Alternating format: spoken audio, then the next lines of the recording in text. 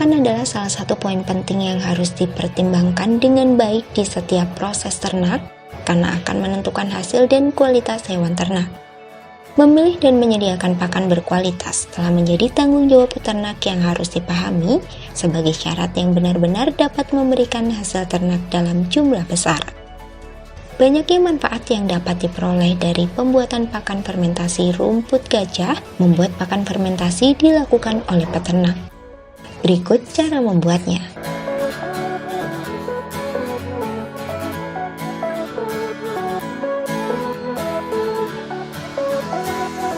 Siapkan bahan yang dibutuhkan.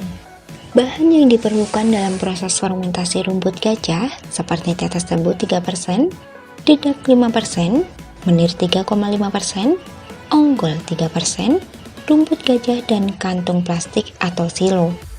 Persentase bahan tadi didasarkan pada jumlah rumput gajah sebagai bahan utama dalam pembuatan pakan fermentasi ini.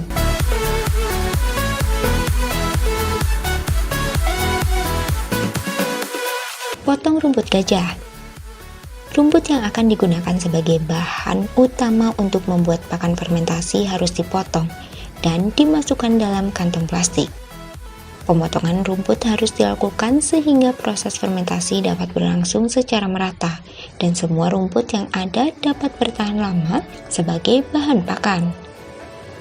Fermentasi akan memenuhi nutrisi dan gizi yang ada dalam rumput gajah.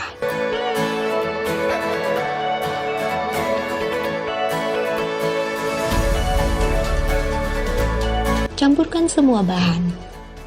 Setelah rumput gajah dimasukkan ke dalam kantong plastik, langkah selanjutnya adalah mencampur semua bahan yang disiapkan terlebih dahulu di kantong plastik dengan rumput gajah hingga merata.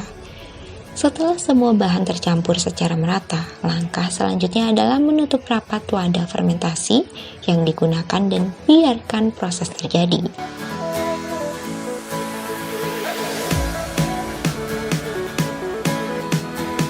Pengambilan pakan fermentasi.